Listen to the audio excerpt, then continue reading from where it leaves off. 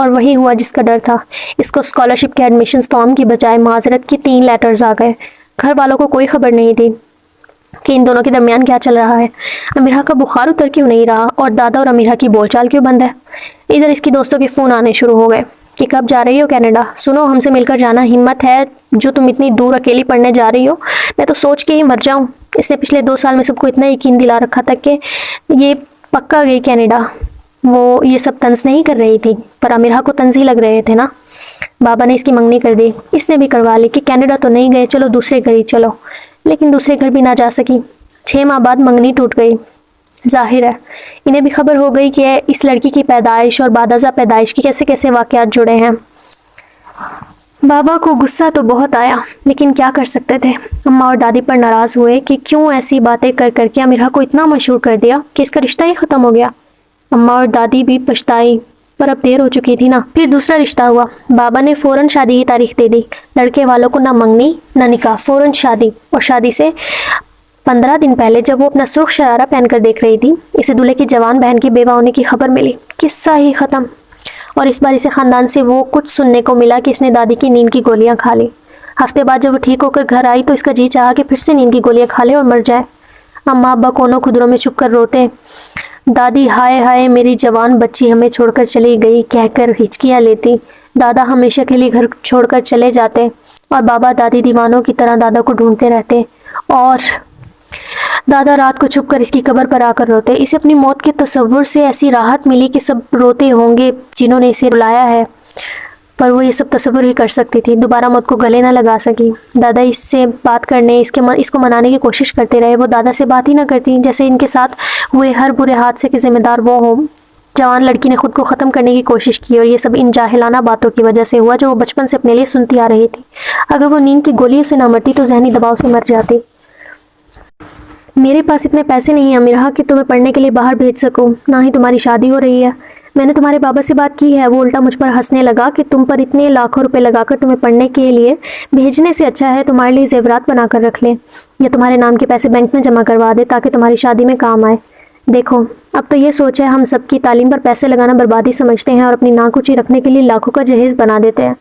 امیرہ میں بیزار ہوں ایسے لوگوں سے جو مقدس راتوں کو جاگ کر عبادت کرتے ہیں اور سارا سال گناہ کی مختلف حالتوں میں مبتلا رہتے ہیں، جہالت، جھوٹ، حسد، بے ایمانی سے خود کو بچانے کی رائے برابر بھی کوشش نہیں کرتے، اور وضو کر کے نماز کے لیے کھڑے ہو جاتے ہیں۔ تمہاری سابقہ ساس جنہوں نے رشتہ ختم کیا، وہ مذہبی اجلاس میں احادیث کا حوالہ دے کر تقاریر کرتی تھی۔ میں اس لیے بہت مطمئن تھا کہ تمہاری شادی وہاں ہو جائے، پر وہ بھی وہی خوش رنگ پھل نکلی جو اندر سے گلا سڑا ہوتا ہے۔ ہماری یہ منافقت معاشرے کے سکون کو دیمک کی طرح چاٹ رہی ہے۔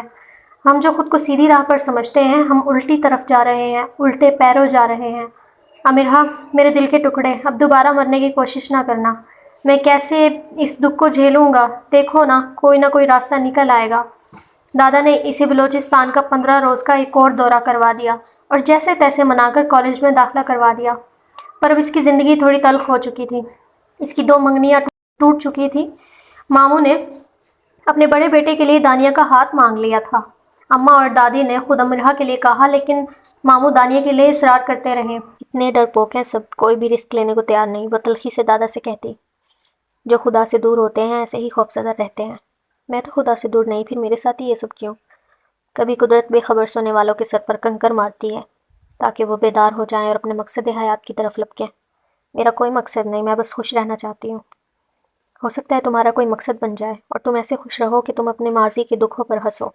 ہو سکتا ہے خدا نے تمہارے لیے کچھ اور سوچا ہو جو اچھا نہ ہو بلکہ شاندار ہو۔ مجھے اس پر شک ہے۔ میرے لیے بھی کیا ہوگا؟ کچھ بھی نہیں، ہاں بس کچھ بھی نہیں۔ اسی دوران ایسا ہوا کہ اس کی منگنی ٹوٹی تھی، اس کی شادی اس کی خالہ زاد مائرہ سے ہو گئی۔ مزید یہ کہ اس کی جلد پروموشن ہو گئی اور کمپنی کی طرف سے ایک بہترین گھر مل گیا۔ شادی کا تحفہ یورپ کا 1 ماہ کا ٹور۔ مائرہ نے ایک دن اسے فون کیا۔ میں نے تو افرا سے آپ سے کہا کہ مجھ سے شادی کر کے بچ گئے آپ، ورنہ اگر امیرہ ویسے اچھے خاصے کنگلے ہو جاتے، اور پتہ نہیں کیا کیا ہو جاتا ان کے ساتھ۔ وہ خاموشی سے مائرہ اور افرا سے آپ نامہ سنتی رہی۔ عاجز آ کر مائرہ نے پوچھا، کچھ تم بھی بولو، کچھ کہو۔ اس نے فون بند کر دیا، بس اتنا ہی جواب کافی تھا۔ کالج وہ جا رہی تھی، دادا سے کم بات کرتی، ان سے ناراض تھی۔ دادی اور اماں اب اسے گھر میں کچھ نہیں کہتے تھے۔ گھر میں آگ بھڑکتی، دادی کے پیر میں موچ آ جاتی، حماد کا موٹر سائیکل حادثہ ہو جاتا یا بابا کو اسٹور پر کوئی نیا نقصان اٹھانا پڑتا، کوئی کچھ نہ کہتا، کیونکہ یہ ٹھیکہ زور و شور سے اب دوسروں نے لے لیا تھا۔ امرا کو ایسا لگتا کہ تاریکی کا گہرا جنگل ہے جس میں وہ بھٹکتی پھر رہی ہے اور روشنی کی کوئی کرن آ کر ہی نہیں دے رہی۔ اسے لگتا ہے کہ دنیا سب کچھ بھول جائے گی مگر اس کے متعلق کچھ نہیں بھولے گی۔ وہ دعا کرتی تھی کہ کاش کوئی ہوا چلے اور سب کے ذہنوں سے اس کا نام مٹا ڈالے، نہ کسی کو اس کا نام یاد رہے، نہ اس نام سے جڑے اور اس شخصیت سے جڑے واقعات۔ گھر میں مہمان آتے تو وہ لائبریری چلی جاتی، وہاں بھی شام تک ہی رہ سکتی تھی، پھر دادا اسے لیے لیے گھومتے پھرتے، وہ اس سے بات نہ کرتی مگر گھومتی رہتی۔ دادا جانتے تھے کہ وہ لوگوں کا سامنا کرنے سے خوفزدہ رہتی ہے، خاص کر رشتہ داروں اور جاننے والوں سے، اور یہ خوف انہی لوگوں نے اس کے اندر پیدا کیا تھا۔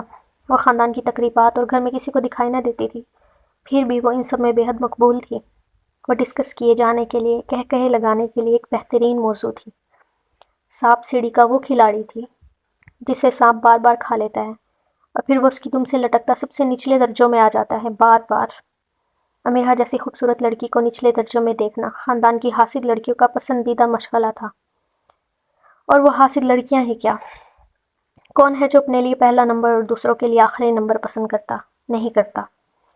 لیکن انسان تو وہی ہے نا جو اپنی خود نمائی بے شک کرتا پھرے لیکن دوسروں کی خاموشی کی پردہ پوشی ہر حال میں کرے، اور ایسے انسان اب انسان کے ہجوم میں کہاں ملتے ہیں۔ اپنے آپ سے تلخ، اپنے ماحول سے غمگین امرا مایوس اور بیزار سی رہنے لگی۔ نہ معلوم یہ قدرت کا طریقہ کار تھا یا قدرت کی ترغیب کہ اس بدتر ہوتے ماحول سے نکلنے کے لیے اس نے کوشش تیز تو کر دی۔ 1.5 سال کے دوران اس نے مختلف بیرونی کالج اور یونیورسٹی کے ہزاروں آن لائن اسکالرشپ فارم بھرے، 50%، 60%، 70%۔ اس نے کسی یونیورسٹی کے کسی بھی طرح کی اسکالرشپ کو جانے نہیں دیا۔ دادا نے اس دوران بابا کو منانے کی بہت کوشش کی کہ چند لاکھ کی بات ہے، بیٹی پر لگا دے، پڑھ لکھ کر لوٹا دے گی، لیکن بابا کو یہ مشورہ ہی سراسر مذاق لگا۔ بھلا پڑھنے کے لیے کون لاکھوں لگاتا ہے؟ دادا کو خاموشی اختیار کرنی پڑی۔ بحث فائدہ دیتی ہے نہ دلائل۔ مانچسٹر یونیورسٹی کی طلباء کی سوسائٹی اپنی ذاتی فنڈ سے 5 اسکالرشپ دے رہی تھی، اسے وہاں سے بھی انکار ہو گیا۔ 2 سالوں میں اس نے 200 بار "sorry, you are a good student but we can't help, best of luck" جیسی ای میلز پڑھی، اور پھر اس نے گنتی ہی چھوڑ دی۔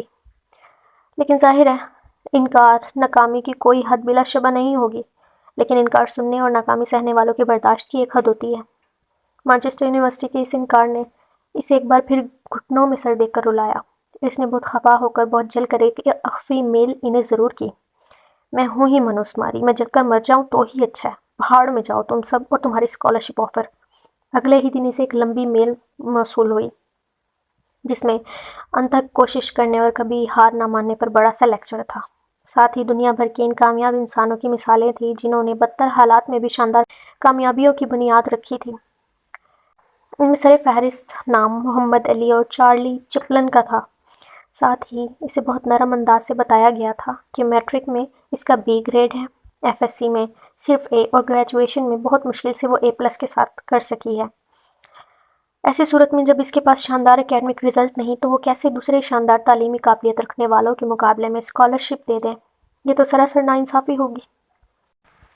ناانصافی آئے بڑے انصاف کے علمبردار۔ آخر میں ایک چھوٹی سی سطر لکھی تھی جو کچھ ایسے تھی: "پھر بھی ہم سوچ رہے ہیں شاید آپ کے لیے کچھ کر سکیں، پلیز جل کر مت مریے گا، ہمیں وقت دیں"۔ انہوں نے وقت دے دیا، اسے کیا اعتراض ہو سکتا تھا؟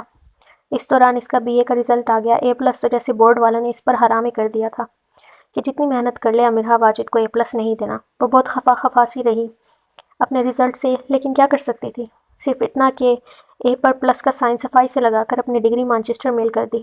اس کی ذرا سی چالاکی کام کر گئی۔ پورا 1 مہینہ سوچنے کے بعد انہوں نے اسے کہا: "ہم آپ کو 70% اسکالرشپ آفر کر رہے ہیں، وہ بھی 30% پر، ہر حال میں آپ کو 2 سال ڈگری کے دوران واپس کرنا ہوگا، باقی کا 50% آئندہ آنے والے 5 سالوں میں۔ اپنا رہائش اور کھانا پینا آپ کو خود دیکھنا ہوگا، ہم صرف عارضی طور پر یہ سب مہیا کریں گے"۔ تو منوس ماری اور جل مروں گی کے الفاظ کام کر گئے۔ انگریز نما پاکستانی لرز اٹھے اور اسے اسکالرشپ آفر کر دیا۔ دادا کے ساتھ جا کر چپکے سے اس نے اپنا پاسپورٹ بنوا لیا۔ کچھ دادا نے اپنے اور کچھ دادا نے دوستوں سے قرض لیا، باقی کا 30% جمع کر کے اس کے ہاتھ میں دیا۔ اب وہ دادا سے خوب چہک چہک کر باتیں کرتی۔ برسوں کی کٹی اب ختم ہو گئی تھی۔ دادا پوتی میں اب پھر سے خوب بننے لگی تھی۔ اس کے انداز تو کچھ ایسے تھے جیسے ہمیشہ کے لیے جا رہی ہو، اور دادا کے ایسے جیسے وہ ڈگری لے کر آئے گی تو رونا دھونا مرنا مارنا بھول جائے گی۔